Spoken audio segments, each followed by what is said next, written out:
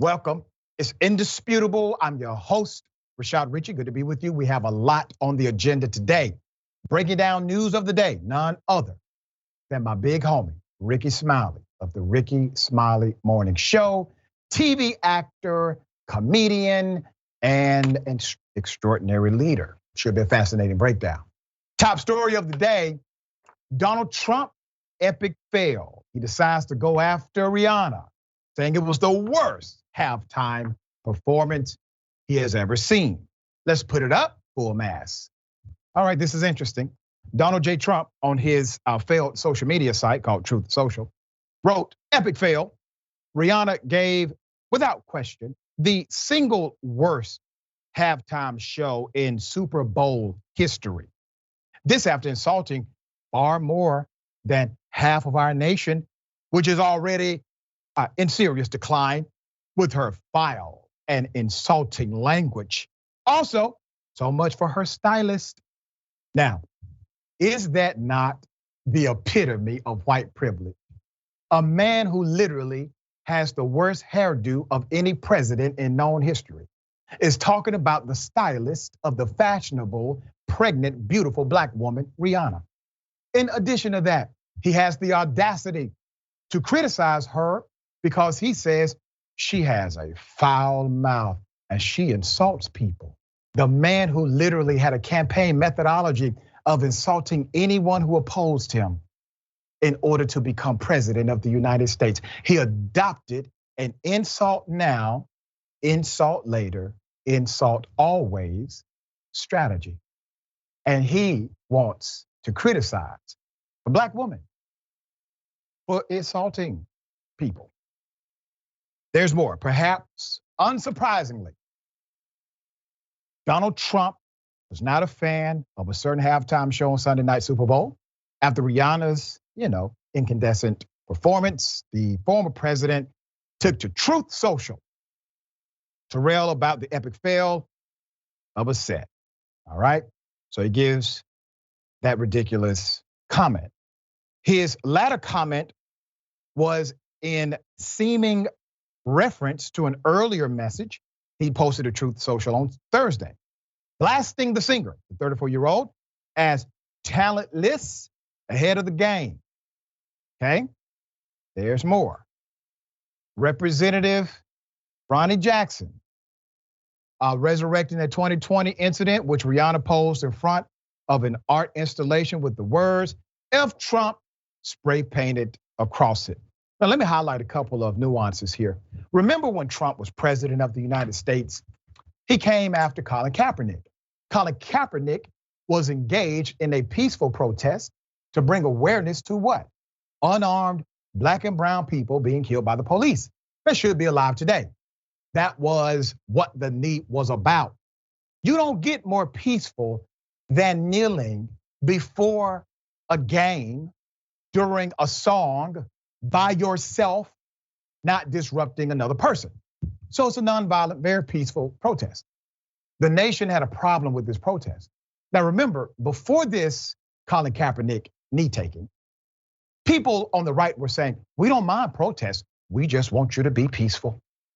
We don't mind protests, we just want it to be nonviolent. You see, first of all, protest is not a protest unless it makes someone uncomfortable. It is required to be a protest.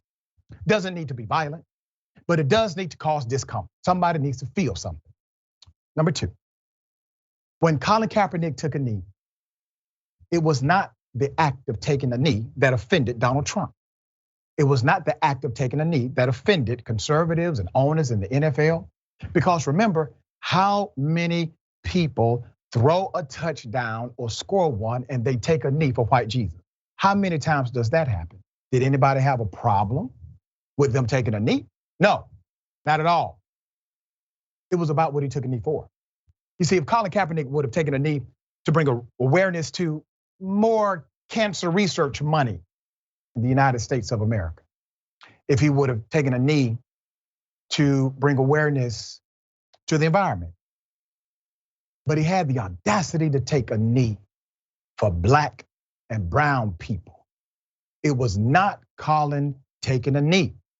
it was what he took a knee over. Now you have Donald Trump, once again, adversarial to elements in the NFL. Why? Because it is red meat to his base. As I predicted before he announced he would run for president, I said Donald Trump, due to the fact he has lost significant popularity, will run even more so to the bottom in order to gain traction. And that's what he's doing. Rickey, what are your thoughts on this debacle, dear brother? Talking about the most gaslighting person on the face of the earth. If the word gaslighting was a definition, he would definitely have his picture in the block. Let's talk about, you're talking about Rihanna's epic fail. How about that epic 2020 loss? That's right. How about all of the candidates that you endorsed in the midterm election? How about the polling numbers showing that Ron DeSantis is going to whip you in the Republican primary? And how about that epic loss, that phone call to the Secretary of State of Georgia trying to find you 11,000 something votes, as he say. So and also losing a lot of your big fundraisers. His whole presidency was an epic loss, and just on how you handled things in Ukraine, which is now playing out, and how you handle things in Russia. When you was president of the United States. So Rihanna having, if you say Rihanna's lost, I have a full list of losses during the Trump administration. Dear brother, I could not have put it better myself. The man has been taking L's for a long time, but once again, he's a winner because, he's a powerful white guy. He's gonna always win.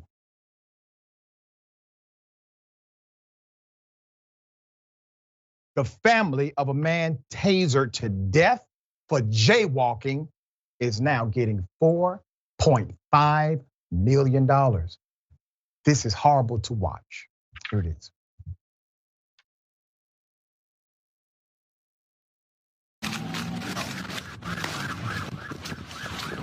Get on the ground!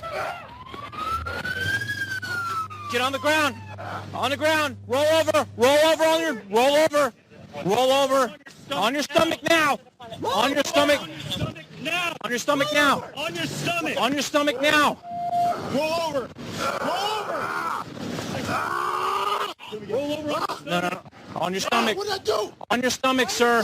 Now! On your stomach. I'm gonna you again if you don't roll over on your stomach. Get him off! Okay, on your stomach. On your stomach, sir. Get him off me! Okay. Roll over on your stomach. Give me your stomach. I lost. Relax. Spread the word of God. Okay. All right. We'll do that. Roll on your stomach. I'll take these out. Okay. All right. On your stomach. Get him off me. Okay. Get him off me. Roll on your stomach. Get him off me. Handcuffs. Okay, I'm trying to get him off you. Stop. Down. Get down. Show your stomach right now. Right now.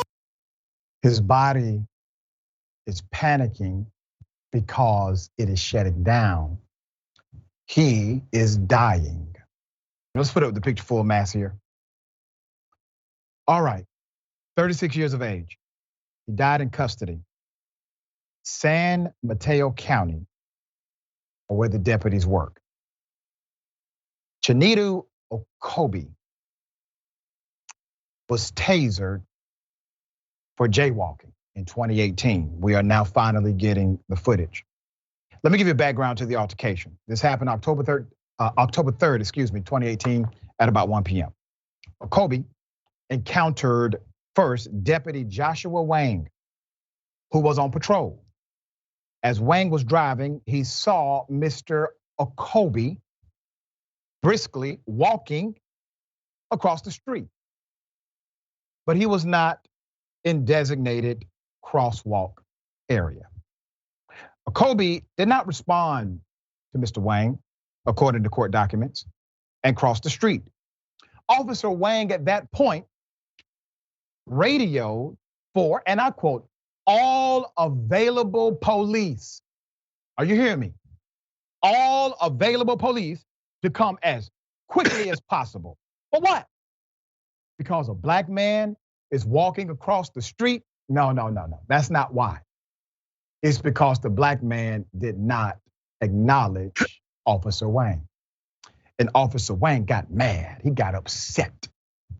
And he said, all available police officers, I need you to come for this jaywalking incident. There's more.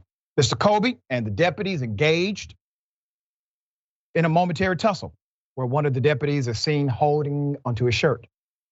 As Kobe ran around in a circular motion, the deputies deployed their tasers, which struck Mr. Kobe, sending him to the ground. As Kobe is on the ground in the middle of the street with traffic passing by, the 5 deputies continued to deploy their taser over and over again on Mr. Kobe. Several officers are seen in bystander video piled on top of Mr. Kobe as he is handcuffed. Deputies can be heard struggling to control him as he faintly says, I can't breathe. After Kobe is handcuffed, the deputies call for paramedics. Deputies can be heard repeatedly saying, is he breathing? Watch his breathing. Roll him on his side. At 1:13 p.m., paramedics arrive on the scene. Mr. Kobe died on the way to the hospital after suffering from cardiac arrest following physical exertion, physical restraint, and recent electromuscular disruption, according to the autopsy report. Let's put up the DA, right?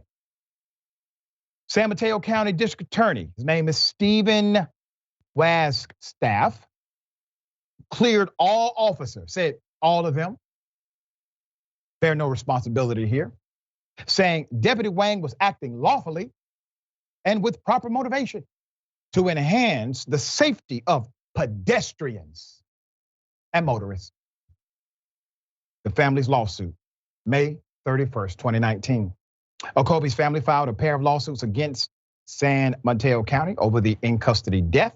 The New York Times reports the county and Kobe's family reached a settlement of $4.5 million, right? Now, and let me make one correction. There's another story where the man said he had a heart issue and was still tasered. This is not one of them. Here's the thing. There are some people who will say, well, should have just complied and leave it at that. There's a wisdom in the compliance argument, but there's a deeper wisdom in the ultimate right argument. Do you really believe that a man should die because he was jaywalking? You do realize jaywalking typically is not by way of custom an arrestable offense. Yeah, you don't get arrested for jaywalking. Now, is it allowable? Of course it is. It is within the context of the statutory language. It's also legal for you to go to jail for speeding. It is legal for you to go to jail for breaking the speed limit by 1 mile per hour. That's legal. But if somebody did that to you, if a cop decided to give you a ticket because you were going 61 in a 60, and he said, instead of me giving you this ticket, which by the way is in lieu of bail, that's what the ticket is. He says, I'm going to exercise the authority that I have and just go ahead and take you to jail for going 1 mile per hour over the speed limit. All of that is legal. That's basically what the DA is saying. The DA is saying, well, based on the statute, based on the law, it's illegal to jaywalk. So the officer was well within his right to engage this man for the high crime of jaywalking. You know what's interesting? The same DA who refuses to prosecute these cops for what they did to this man. The crime of jaywalking is such a petty crime that his office refuses to prosecute them. Isn't that something? His office will not prosecute jaywalking crimes. But a whole human being is dead due to something that he would never prosecute. Rickey, sad. What are your thoughts on this? Make it make sense. The math ain't mathing. It's just our pure existence is always in the question when it comes to black and brown folks. And I'm looking at the video and seeing all of those officers surround that man. They could have grabbed him. They could have sat him down. They could have had a conversation with him.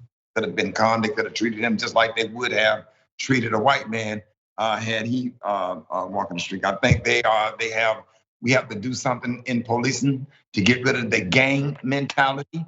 For you to call all of those officers, you could have walked over and had a conversation with that man just one-on-one, saying, "Hey, man, for your safety, we were going to ask you not to jaywalk or whatever." And you could have held him in, for like, "Hey, I'm just holding you right now because I need to have this conversation," or "Here's a warning," or "Here's a ticket," or "Don't do that again," or whatever. And the man ended up dead. And the sad part about it is all of them feel justified in their actions. Yep. To lose their life. I never saw any remorse, not from what I've seen of any police officers that have killed somebody, black or brown. No, absolutely no remorse, and all of them feel justified with their chest stuck out, and a lot of them get raises and go on to become police chiefs and everything else. It seems like if you kill somebody black or brown, you become the damn police chief. Excuse my language. Yep, but that's true. And there's this very sick practice, Rickey. When a cop kills somebody, they will bend part of their badge back. It's one of these things they do internally as a trophy. And the more your badge is bent, the more bodies you have. It's the equivalent of a gangster putting a tear under his eye when he has a body on him, right? Same mindset.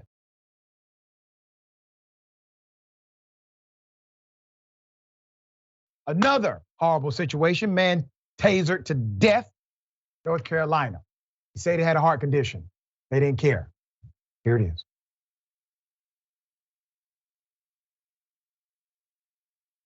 Stop. Hands on your back now. Right now.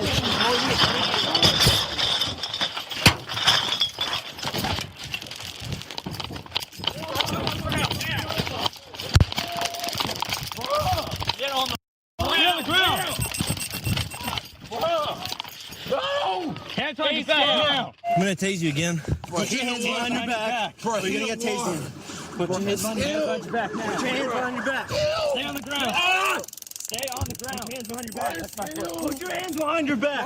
Hands behind your back now. Put your hands behind your back. Put your hand behind your back. You're gonna get tased. Put your hands behind your back, Bo. Right now. You're gonna get tased again. Put your hands behind your back. Put your hands behind your back now. 3, 2, 1. Hands behind your back now. Release your hands. Let go of your. Here's how the encounter unfolded.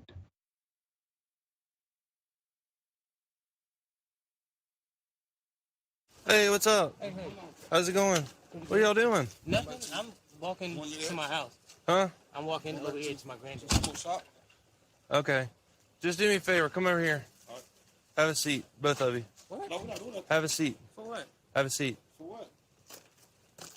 5'11", really. Have a seat. What did we stop? Why? Have a seat. For what? Have a seat. You grab the other one again. Can y'all ask me? What's going on? Walk over here. What's going on, officer? Put both hands on the car. Okay. Don't move, okay? Okay. You understand? Keep both of your hands on the car. If you can't listen to my instructions, I'm gonna put you in handcuffs. Okay. I'm not trying to put you in handcuffs. Okay. No, I got one in my jacket pocket. He was talking to me. Why? Both hands behind your back.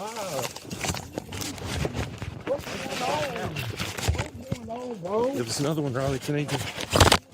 Get on the ground. Stop it. Hey.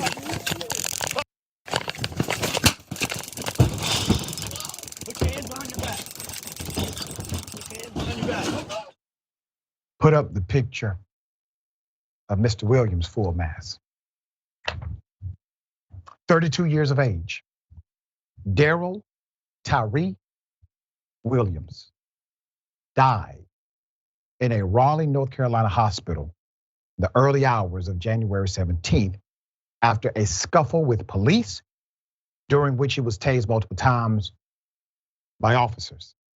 6 cops, C.D. Robinson, J.T. Thomas, D.L. Aquino, J.R. Scott, D.L. Grande, and BL Ramj are now on administrative leave. Investigation is underway. That's according to the police department.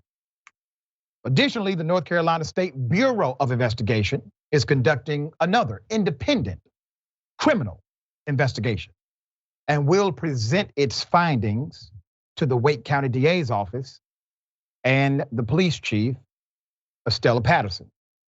Estella Patterson said in a memo to the city manager, Marshall Adams David, several days after the death. Now, according to the memo and body camera footage, officers were conducting what's called proactive patrols, of business in the area that police said has a history of criminal violations.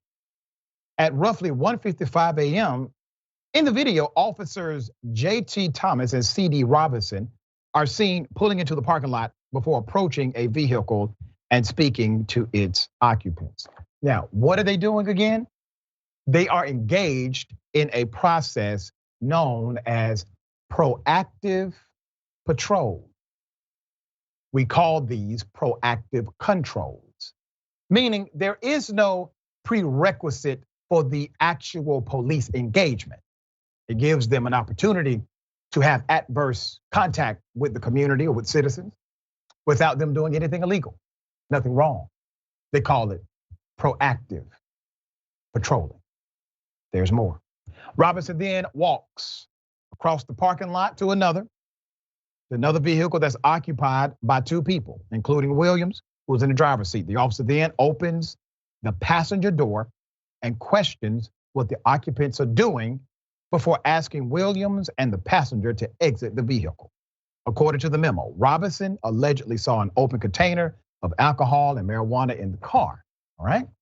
According to the memo, Robinson decided to arrest Williams for possession of a controlled substance based on his findings at the scene. Police recovered 2 firearms, marijuana and suspected controlled substances from Williams' vehicle. During the attempt to arrest Williams, Robinson and Thomas deployed 2 separate tasers in what's called drive stun mode, which both contacted Williams in about 50-second time span, the police said. According to the memo, the taser deployed by Thomas contacted Williams' side, while Robinson's taser contacted the left side of Williams' back. Put up the screenshot. At 2:02 a.m., per policy, police requested an EMS response. Moments later, an officer asked if Williams is still good and if he's still breathing. An officer responds, he doesn't feel Williams' pulse as the other officers attempt to wake him. He's breathing. One officer is heard saying, he's good. After removing the taser probes from Williams' body and asking again, hey, is he breathing? Officers did not detect a pulse and then decided to engage in CPR. Now, I wonder if the other cop would have never said, hey, he's good, he's breathing, no problem. Would his life have been saved? Would that have created the time required to remedy the problem of him dying? They then made another call to dispatch requesting an expedited EMS response at 2:06 a.m. Raleigh Fire Department EMTs would soon arrive and take over, but then Mr. Williams was transported by EMS to a local hospital where he was later pronounced deceased at 3:01 a.m. The cause of death for Mr. Williams included toxicology results. It will be part of the ongoing investigation, according to the memo. Proactive patrolling. Okay. If we are going to accept that, let that be a thing. Let's talk about the humanity of it all. Because I know plenty of people will say, well, he deserves to be where he's at. Remember, just because a person may deserve to see a judge it doesn't mean they deserve to see their maker. Police officers are not judge, jury, and executioner. That is not their job. We have a right in this country, the constitutional right of due process, the constitutional right of an actual justice system that allows you to plead your case amid allegation and accusation. You have these rights. These rights are afforded to all of us, except when they're not. So granted, many will proclaim that somehow this was justified. Please understand, when the man said he has a problem, a heart issue, every police chief I know personally, they have an internal policy. If there's any indication of a health problem, do not use your taser, period. Every policy I know has something similar inside a police agency. They decided to ignore that protocol. Rickey, thoughts here? And the fact that they decided to ignore the protocol, that's why they should definitely be prosecuted when you got. But I remember the young lady on ESPN who used to be on ESPN a while back said the mentality of police officers as if they're out on slave patrol. Or whatever. Police officers are public servants. And when the young man asked him, said, why are you questioning me? You know, the police officer would never answer his questions. Right. So police officer pull you over, you have the right to know why you were pulled over, or whatever. And then, you know, and if they do use a taser, you use a taser where you can gain control of the situation, like gain control of the person. And it just seems to me like the taser is now the new gun for the ones that don't have the nerve to shoot somebody. They just keep hitting that taser over and over and over. And it's almost like they're getting a kick out of just torturing somebody, because that's exactly what it is. Yeah. It's torture. And you know, you don't know what somebody's condition, even if you healthy, like me and you, I mean, we could still die. Yep. You know, that taser is hit so many times, our heart can just give out. And I think this is a situation where if they don't do anything, the United States Justice Department need to get in and have a federal investigation or whatever. And you know, and we just have to, while we have a president in office that I think you know, care about stuff like this, I think the Justice Department need to get involved and do an investigation and lock these guys up, because you know, there's no reason for the young man to be dead. That's right. The George Floyd Policing and Accountability Act would have created some of those dynamics that you just spoke of, Rickey. For example, it would have expanded the federal government's authority to investigate police officers. It would have also created a database so that we would know problematic cops publicly. It would be on one particular site. And it would have basically lowered the threshold for being able to prosecute cops. It would have lowered the threshold to what's called normative, meaning cops would be held to the same level of accountability and the same standard as every other human being in America. Sounds like a novel idea. All right, we got more on the other side. It's indisputable. Stick and stay.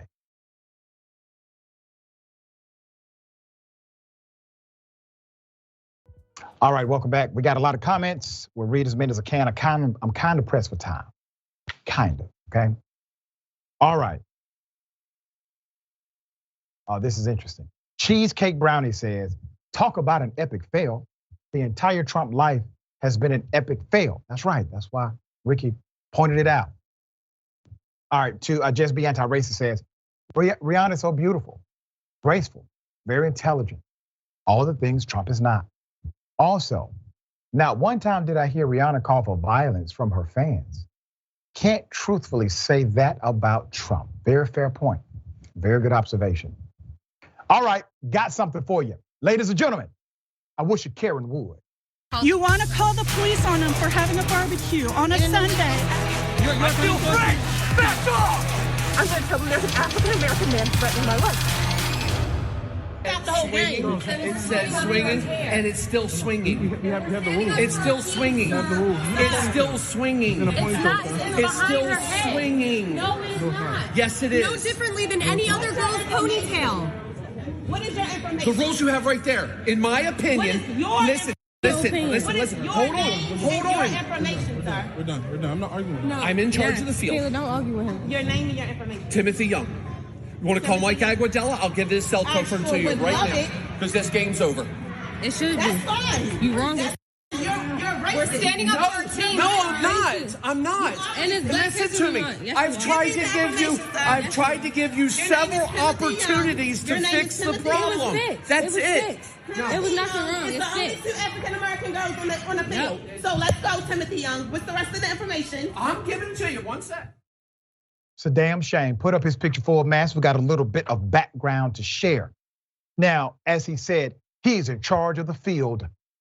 And in his opinion, there are 2 black girls who were out of compliance because their beads were still swinging, according to him, right? So he cancels the game. While not captured in the video, the caption alleges the ref requested the 2 girls wear a plastic bag on their heads.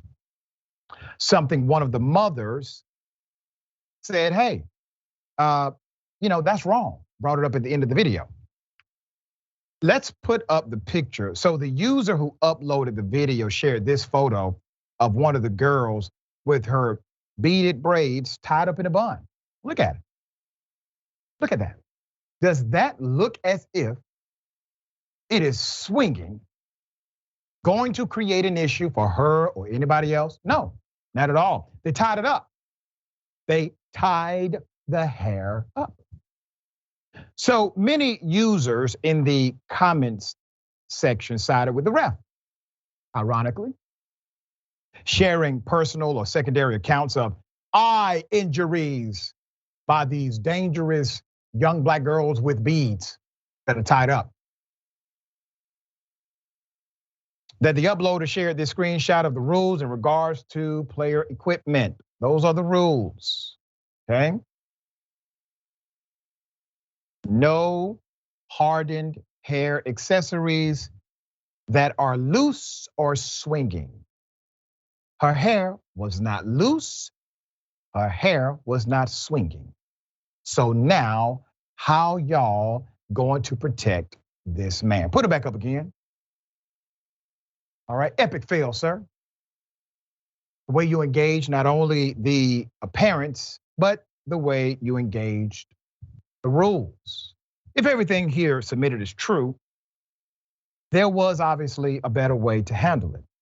The picture that we have been provided clearly shows compliance of the rule as stated.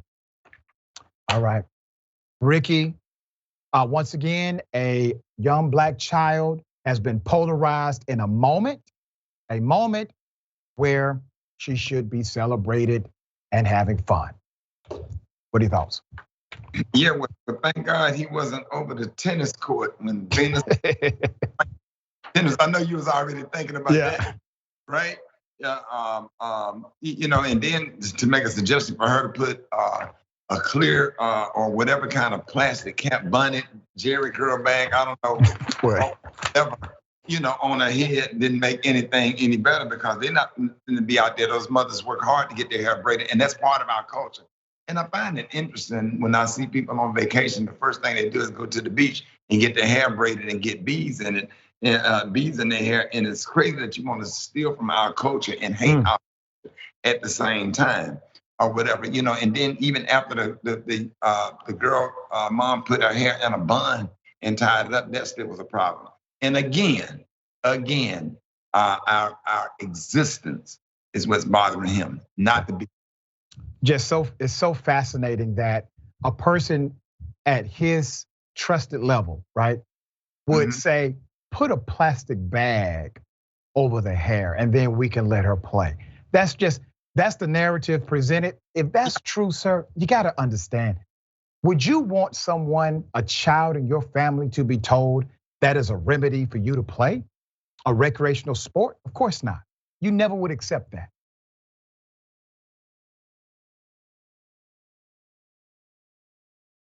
All right, okay, I got something for you. Double dose. You want to call the police on them for having a barbecue on a Sunday. I feel free! Back off! I'm going to tell them there's an African-American man threatening my life. Please be a white doctor. It's only available after 4. If you're not... So you're saying in the whole entire building there isn't one white doctor?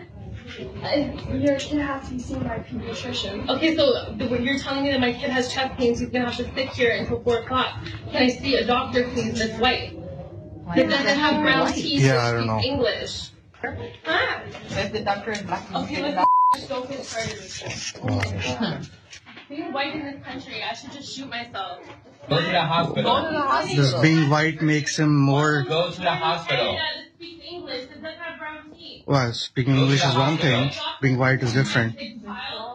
How are you communicating to everyone if everyone's incapable of speaking English? Yeah.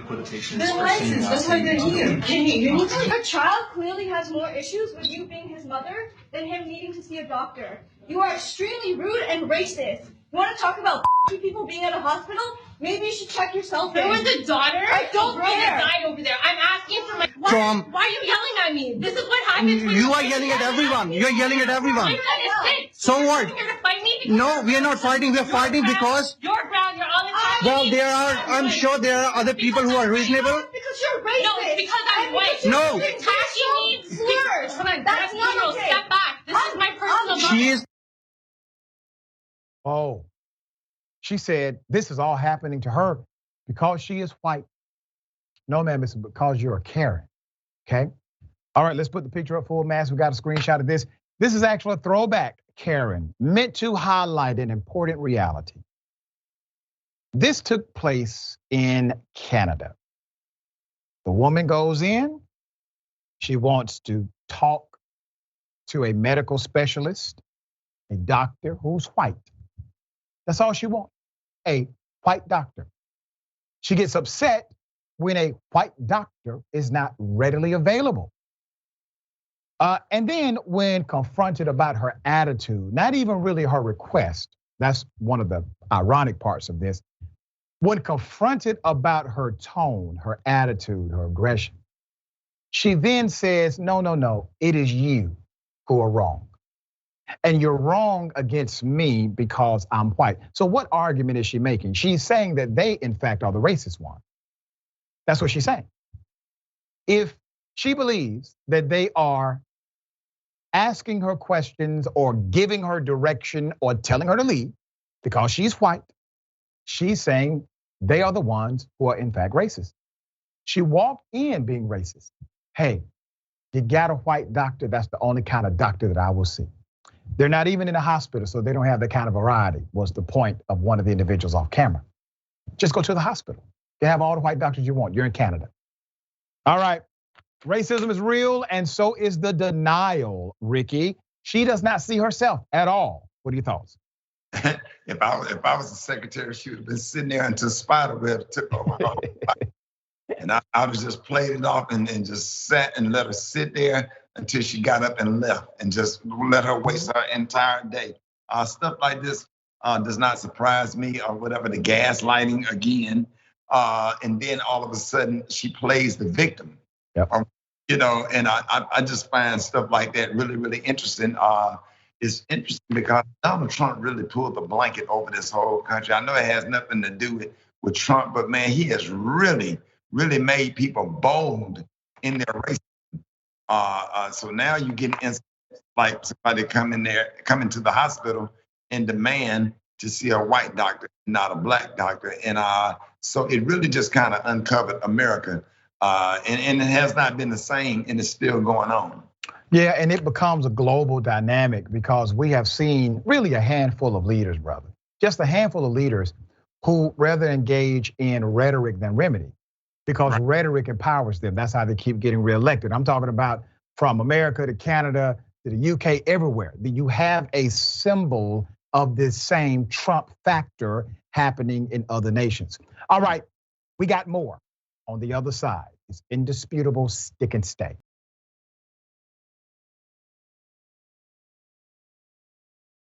All right, welcome back. We have a lot of show left. 21st anniversary, TYT, 21 years strong. We are drinking age. Celebrate 21 years of driving positive change with us, TYT. All right, join Jank, Anna, John, JR, Senator Nina Turner, me, Michael Short, David Collins. 8 p.m. Eastern Time, 5 p.m. Pacific Time. Where? tyt.com/live or YouTube.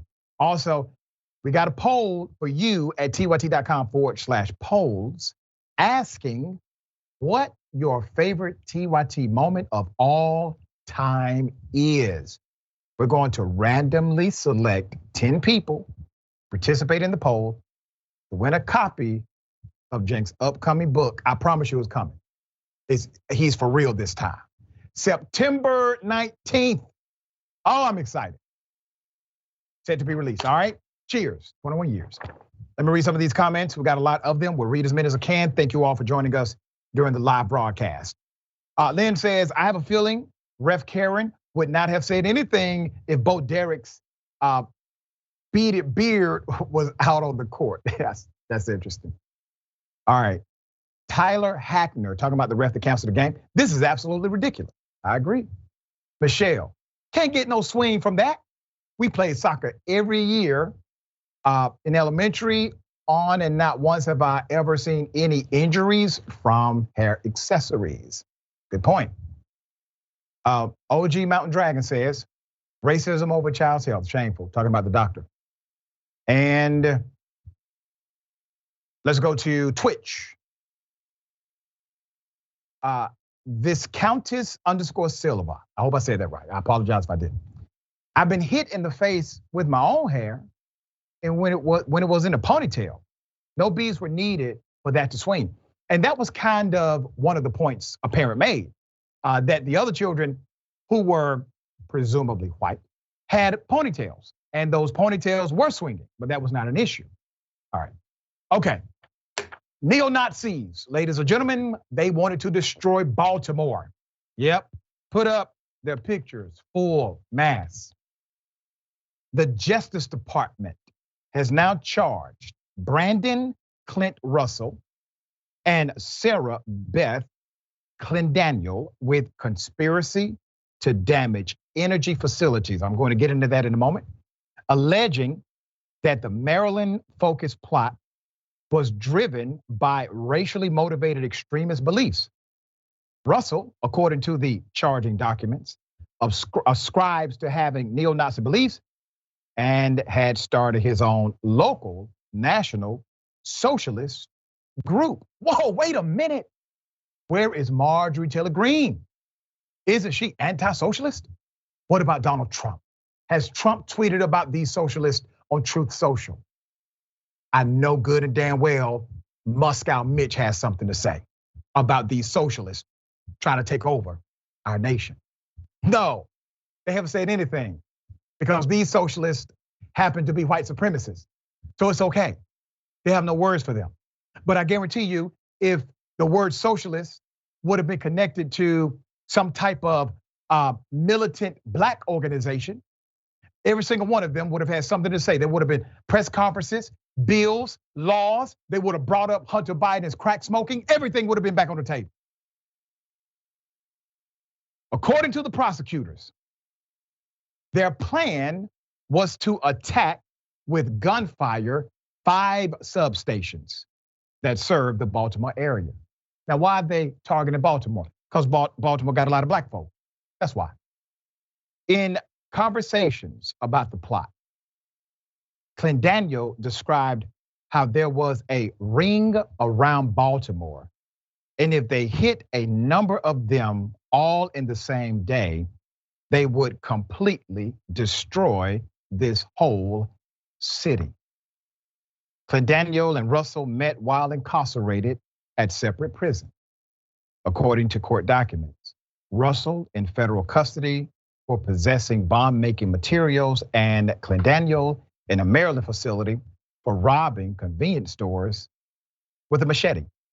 Going to prison was worth it because I might not have met you otherwise, Russell said in one text. Other attackers on the energy grid, other attacks on the energy grid, gunfire at North Carolina substations, in December left 45,000 people without power for several days. Most of the cases remain unsolved, but authorities and experts say they follow increased interest among white supremacists in targeting electric infrastructure. In response to a question of whether this plot was connected to other attacks across the country, the FBI said no indication that this plot was part of anything larger, end quote. Now, why have you not heard about these attacks on energy grids in black communities? Because they are attacks on energy grids in black communities. That's the reason. I guarantee you, if this would have been an energy facilities attack in a majority white community and a fluid community, et cetera, this would have been front page news. CNN, MSNBC, they have a problem. But the reason, ladies and gentlemen, and I'm going to say it clearly, part of the reason that white supremacists do this in black communities is because they have a belief. Number one, they can get away with it. Number two, no one is going to be outraged. No media companies are going to investigate. It will not be some national story and a national movement to catch them. Now you see the danger in having an apathetic free press. Because in a way, that free press, when it decides to not pay attention to dynamics that are important in historically marginalized communities, it empowers those who oppose them. Rickey, what are your thoughts on this? I'm kind of that some of those other stories that we covered today, where one police officer called, 6 police officers called somebody had a bag of weed or an open container, but they can't find people like this. When I think about this, it reminds me of the church in South Carolina where that guy, white supremacist or whatever, went in there and shot and killed 9 people that was inside of the church worshiping. And why aren't the FBI and other agencies, government agencies, following white supremacists like this that do make plans to get bomb material and guns to try to mow down black and brown people who they hate? These are the real criminals. Not the crackhead or somebody that got a bag of weed or open container that you call 6 to 12 police officers and tasering people to death and doing all these violent crimes toward them. But these 2 people will probably go to jail and do a little bit of time and get out. The guy had already been to jail. Now he'll go to jail and get out and have himself in position to commit more crimes. And you better be careful because when they commit crimes, they kill a lot of people. Yeah. Well said, dear brother.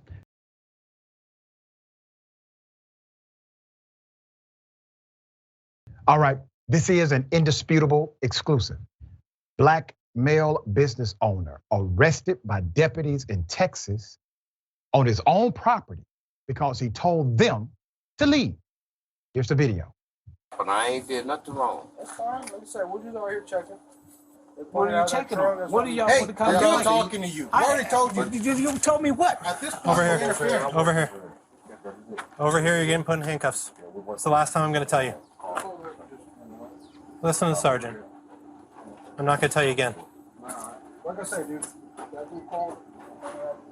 Yeah, you can run wrong. Not me. He got in the turn lane fast. Hey, over here.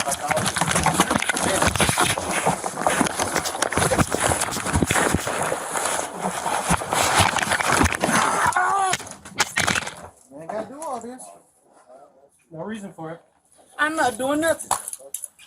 I'm not doing nothing. Right now. No, I ain't. I'm standing on my porch.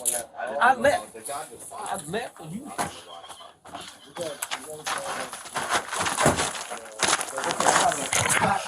I need a doctor. I need a nurse. I need an ambulance. I got a little rods in my spine, and you just said, I need a nurse. I need an ambulance. You calling an ambulance. You don't need all this right now. I'm calling an ambulance. Oh, After he was slammed, there's another deputy that decided to do this. Here it is. Sergeant, I need to lock up my business.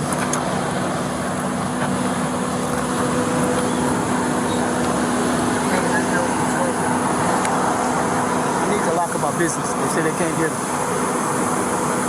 Just so you know, I'm personally going to come back and take you to jail. So remember me. I'll come down. Okay. I'll just. Y'all got my number. No, it's a courtesy ride. It's a courtesy ride. I'll come down there and get a jail.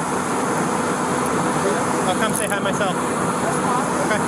What's that supposed to mean, man? It means I'm going to come take you to jail. So, but what's that supposed to mean? When the warrants get issued? What's that? They're not supposed to mean. You're not supposed to mean. But I mean, I'm asking him a question, but he just said that he's supposed to go to the hospital. I don't check the hearing and everything, okay? I got a problem.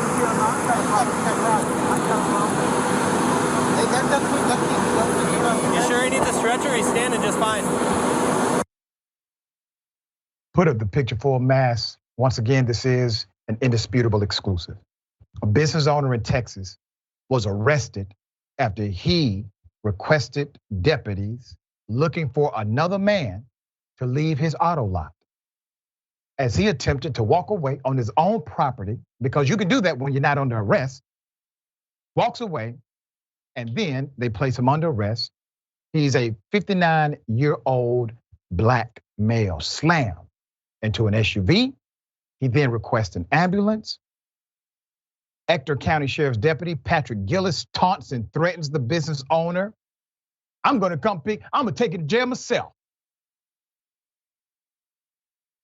It's a damn shame. Here's the man, Dennis Robertson, who stood on his porch as sheriff deputies asked him to step aside. Robertson says Ector County Sheriff deputies rushed to his used auto lot after they received a tip that a separate man was driving erratically. He had nothing to do with that.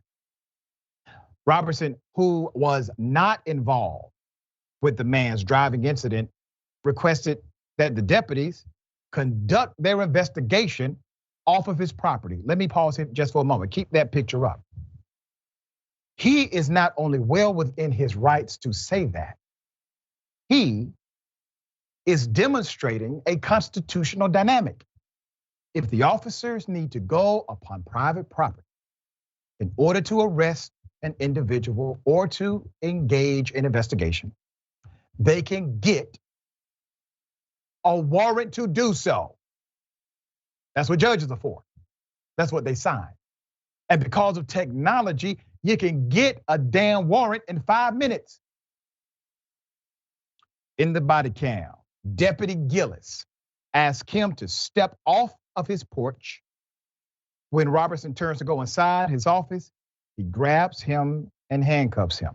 Now, some people will say, well, wait a minute, that was resisting. No, it wasn't. That was not resisting. He was not under arrest. You can walk away from the police. You can. Legally, they don't want you to do it. They get upset. They take it personal. They really get mad when you know the law and you try to remind them of it. Isn't it perverted that individuals who sign up to be law enforcement officers do not love the law? They get mad when you know it. That's insane. Here's a photo of Deputy Patrick Gillis. Robertson was circulating around the neighborhood to complain about the deputy. We have it as well, okay? Robertson did file a complaint due to his treatment. This was back in October of 2021. It reads in part, I told them I was hurt and needed an ambulance. He still wanted to argue. So I told them I will call the ambulance myself. Then one of the deputies grabbed my phone from my hand and threw it. It hit the windshield of the SUV, causing a small crack. I am totally blind in my right eye and have metal rods in my back. And I'm handcuffed. I'm a handicapped, old man. And he slammed me to the ground, hurting me. Also, the tall white deputy stated he was coming with me personally. So now I am in fear of my safety and from the deputies. Who would not be in fear of a statement like that? You know, first of all, you're being arrested for absolutely nothing. They're on your property. You tried to invoke your rights. They ignored them. They're putting on arrest. They're throwing your cell phone. And then they're saying things like, and I'm going to take you to jail myself. That's some scary stuff. That's what it was meant to be, intimidating to a 60-year-old black man. Put up the picture of the attorney. Here is one of Mr. Robertson's attorneys. His name is Roderick Van Daniel from Birmingham, Alabama. He gave this statement about the case directly to Indisputable. He says, and I quote, on October 3rd, 2021, Mr. Dennis Robertson was unlawfully arrested and subjected to excessive and unlawful force by deputies of the Ector County Sheriff's Office, all while on his own property and place of business. He continued, notably, when Mr. Robertson was attempting to call 911 after he sustained serious bodily injuries, a deputy grabbed his cell phone from him and threw it, causing damage to the phone and his business vehicle. Owning a business while black is not a crime. Not in Ector County, not Texas, and not in the United States of America, the attorney says. Another attorney representing Mr. Robertson also cited us Supreme Court case, United States versus Sharp, which state, of course, flight alone and not give rise to probable cause. It must be coupled with pre-existing reasonable and articulable suspicion. To everyone who wants to say, well, when he turned around, he was somehow breaking the law. Not according to the United States Supreme Court. He's not breaking the law because he was not being detained. He was not being detained because they had no reasonable nor articulable suspicion he ever committed a crime. As a matter of fact, they knew good and damn well he committed no crime. They just did not like a black man telling them, get off of my property. Here's the sheriff, put him up. The sheriff is Michael Griffiths. Robertson said Ector County DA never charged him for interfering with their investigation. Well, good for the DA. All right, Rickey, you see exactly what this is. You know what the point was they were trying to make, trying to just put a black man in his place, tried to flip his life upside down in the process. Thoughts? Yeah, first of all, to talk to the man like he was a kid. Yeah.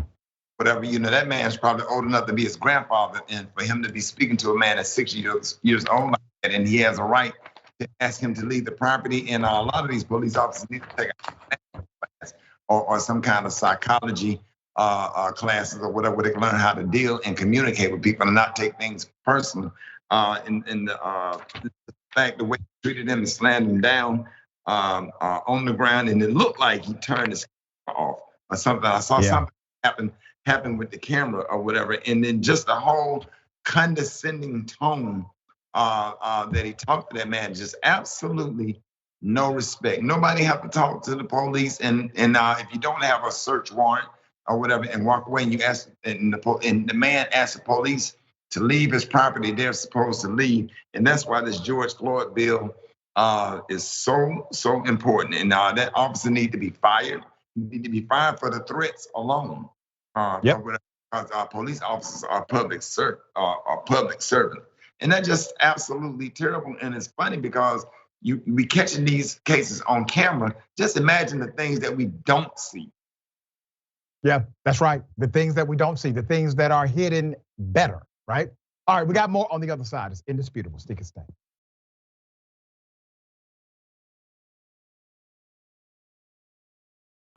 All right, you know the cops who killed Tyree Nichols? Well, not only do they have a significant background, one woman says she directly warned Memphis PD how bad one of the cops was. All right, let's go to the video. Here it is. We was getting a red box. Where's your we ID? was getting a red box, guys. Where's your ID? Why you need my? What I do? What I do? Why would I? What are you doing? What are you doing? What are you doing? Trina, get this. Why I gotta step out the car? I ain't did nothing. I ain't did. Why you Excuse me. Why you touching her? Please call. My hand is up. I ain't got nothing. My hand is up. I ain't got nothing. She's not resisting. Where's your ID? I can give you my license. Wait. I can give you my license number. I don't have an ID. Why you touching? Do it. I can record this. That's cute. I can record this. Can you record this? I'm going to explain what you just saw. Let's put up the picture of Khadijah. So Khadijah, she tried to warn the Memphis PD about an officer now charged in the death of Tyree Nichols. Khadijah said the police were at a Walgreens on February 21st, 2021, when Memphis police got a false shooting call, all right? She says, and I quote, we were returning a red box and getting another red box, she said. Town said they were about to leave when a male officer approached her asking if she heard gunfire. I told him no. He told us we could go ahead and leave, she said. She put the car into reverse, and when she put the car to reverse, when she said a female officer then stopped her, her aunt hit record on her cell phone.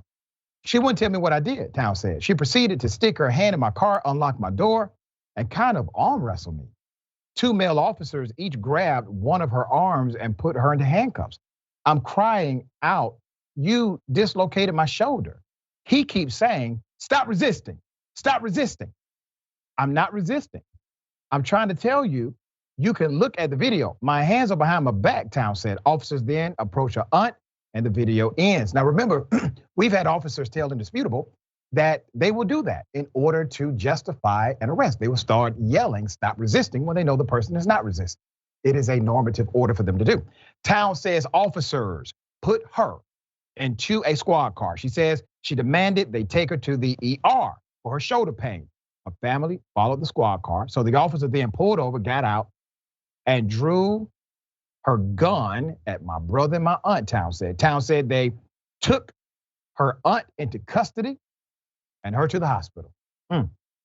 She then went to jail, but she said she wasn't charged with anything. She filed a complaint with the MPD's Internal Affairs Division, gave them a statement. She did not hear the results of her investigation until last month. Put up the picture. There he is. She saw the mug shots of now former officers charged, including him, right? That's Demetrius Haley. The officer who put her into handcuffs that night is that man right there. I wasn't surprised, she says, because of how they did me at Walgreens, she said. He had an official complaint. Nobody was actually prosecuted. All charges were dropped. They knew he was a problematic cop and did not care, is my point. Town's incident was in Haley's disciplinary file. WREG investigates, uncovered it. He was written up in Town's case for not using force, but for filling out the proper paperwork to alert his supervisors that force was used. So he eliminated that whole notion, right? So what's happening here? Once again, culture of corruption. Culture of corruption. Haley told Internal Affairs, the cop said he did not know why they were handcuffing Towns, and the officer who helped him was not familiar with why she was pulled over in the first place. Wait a minute, y'all don't know why y'all pulled them over, know why y'all arrested them.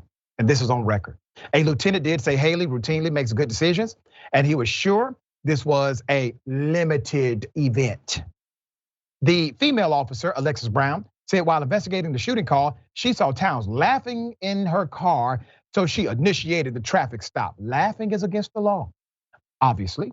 She said Towns became verbally and passively resistant. What? Passively resistant, verbally resistant. She also claimed she found marijuana in the car but disposed of it. Yeah, I found marijuana. So I locked them up for this petty thing, but I threw away the major one. Internal Affairs, and it's not major, it would have been major to the police. Internal Affairs said Brown violated a number of policies, including excessive force. We have requested the entire Internal Affairs case file and body-worn camera footage. Town's attorney, Carlos Moore, said he's also looking into the incident. The case was never turned over to the Shelby County DA's office for review to see if any officers did anything criminally wrong. Why was it not turned over? Culture. There's a policy to turn it over. There's a protocol to turn it over, but they chose not to. Culture, okay? That's all it comes down to, culture. Now, A man could be alive today if they simply would have practiced good protocol and common sense judgment. But they decided not to, which led to the death of Mr. Tyree Nichols. You don't have a policy issue, you have a cultural issue. Rickey, what are your thoughts here? This is tripping me out. I think they should go back and look at every single complaint that was filed on each and every last one of those police officers. Every single complaint or whatever. I think that would help. I don't know if it would be admissible in the court with this particular case. But and then the question that I'm having, what I'm struggling with, the police chief, which I love and I support. Most of our police chiefs in the country, especially like, the ones that try to do the right thing. But shouldn't the police chief in internal affairs be investigated? Because when you reporting bad police officers and then all of a sudden they're attached to a murder or whatever and nothing was done about it because of police culture, then that's my question. That is a hell of a question and an appropriate one. My brother, always a pleasure having you on Indisputable. Tell people how they can follow you, check out your amazing work. Hey man, you can check me out at Rickey Smiley Official and every single morning, even on one of your stations, Dr. Richey, you can always listen to the Rickey Smiley Morning Show. Thank you so much for having me. Always a pleasure, dear brother. I'm gonna call you, okay? Okay. All right, my friend. We got more on the other side. The bullpen is next. Stick and stay.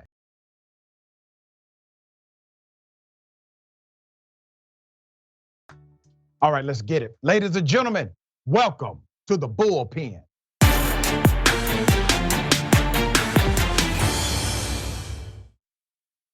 In the bullpen today, we have Miss Rihanna Lyman, news and commentary writer at Daily Caller.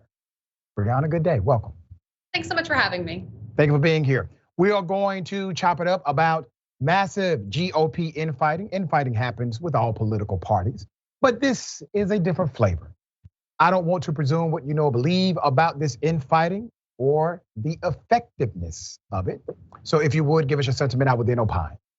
All right, well, obviously we know there's a lot of infighting going on. I assume that the biggest one that you might want to talk about would be Trump versus DeSantis. So what I will say on this, just face value, Donald Trump has been this way since 2015. We know how he goes after his opponents. And what I will say is this: if a candidate like Ron DeSantis, for instance, cannot handle these kinds of attacks, this is a man who also cannot handle the presidency. So that's where I'm going to start that. That is really interesting. So let's talk about something McConnell said. McConnell said, basically Trump is going to burn down the party. And he's talking about the political party known as the Republican Party, which to me is not really recognizable. But they gave Trump the keys. And now, and I'm not taking Trump's side, please believe that, all right? But it is ironic, Brianna, that the same people that literally gave the man the keys to the house, the name on the lease, are now saying, well, he's no longer invited. He's no longer welcome. We don't like his tactics. When they championed those same tactics when he got the nomination and when he became president of the United States. Do you not find it quite ironic? Well, I think the irony that you're pointing out is not so much that they don't want to let Trump back in. They think that they have the power to do that. But what they fail to forget is that it's not Mitch McConnell who's electing Donald Trump. It's the voters who are electing them. And they were not fans of Donald Trump, again, all the way back in 2015. This is a man who went against the establishment and the media. So he's always had people put targets on his back. Yeah. Let's talk about the losing of power. Donald Trump, the vast majority of candidates he endorsed lost. That was not the reality when he ran for president the first time. The popularity of Donald Trump would guarantee anybody who ran in a Republican primary would basically win. He had an 88% win rate when it came to endorsements in Republican primaries. That has almost shifted to the other side. What do you attribute his loss of power and influence in the GOP to? That's a good question. And I think that, again, I want to bring this back to Ron DeSantis, because I think Republicans are tending to see that Ron DeSantis is what Donald Trump, what they like in Donald Trump, but without the whole political incorrectness. And so I think that a lot of people saw Donald Trump's rhetoric and then the candidates that he endorsed and said, we don't want this backing, which the bottom line remains, though, is that if you look at polling data, for instance, let's go back to the springtime, even though Republican voters may not want Donald Trump to be the face of the Republican Party, they nonetheless wanted his policies in place. It was upwards of 80% said we want him involved in some capacity, maybe not the presidency. So I do believe that even though Donald Trump's endorsements maybe not have been as fruitful as some would have expected, the buck did stop, though, with people like Mitch McConnell, Kevin McCarthy, Ronna McDaniel. I think they also need to take some blame for the poor Republican showout in the midterms. Before you go, let's chop it up quickly about the reality of adverse policy. So the vast majority of policy initiatives that are championed by Republicans are actually opposed by Americans. I'm going to give you some popular ones. Medicare, Medicaid. Many Republicans are on record saying that we need to create more reform, restrict how many people can qualify, increase the age of qualification, et cetera, et cetera. Those are number one and number two, the most popular federal programs in the country. And they happen to adhere or connect to the largest voting demographic in the nation as well. Do you not see this as a problem for Republicans moving forward if they do not figure out how to get the message on this correct? Well, I think the Republicans, I think you're probably referencing Rick Scott right now. We're talking about his 11-point plan. Well, not Rick Scott, Matt Waltz said it. You also had Rubio who said it. You had Ted Cruz who said it, and you had Lindsey Graham who said it. So it's not just Rick Scott. And I will say, I think there's nothing wrong with them saying that. And the reason I say that is this: those may be very popular programs, but it's up for the voters to decide. And for instance, this is why I think sunsetting is important, because every 5 years, let voters have their voice. And the thing is, listen, it may turn out to be poor for Republicans. They may lose all their seats, but they'll learn a lesson. But nonetheless, the most important part about that is the voters are the ones who are making that decision rather than grandfather some kind of program in. And when we talk about Social Security, listen, Social Security was put in place. It was supposed to be temporary relief. That was what FDR put it in place to do. It obviously expanded over the past few decades. Both Republicans and Democrats had their part in it. But I will say it's not just Republicans who have been concerned about the insolvency of this program. I mean, Joe Biden, 1975, 1995, he said we need to stop having these programs that aren't sunsetted. Let's do Social Security every 4 years. Let's vote on it. In the 80s, he said 1 year, freeze all spending, including Social Security and Medicare. So I think that this is a bipartisan problem that could be solved. We can answer these questions. You know, it is interesting because you're right. Democrats have also promoted building the wall. Democrats have promoted the idea of illegal aliens rather than undocumented workers. But the bottom line is something you just said. It's all about the voters. And you're not talking about the voters in 1975. You're talking about the voters in 2023. And if it is about the voters in 2023, it must be about the policies presented in 2023. And not the policy presented in 1975. So I would submit to you that when the infighting is over, at some point, Rihanna, we're going to start paying attention to real policies again. Would you not agree? I do agree, yes. All right. It's a pleasure having you on the show. We don't have ample time like I wanted, but we're going to invite you back, okay? We'll appreciate you. Great, thank you so much. Thank you. All right, remember, take care of yourself. Take care of each other, take care of the planet. Remember, the truth is always indisputable.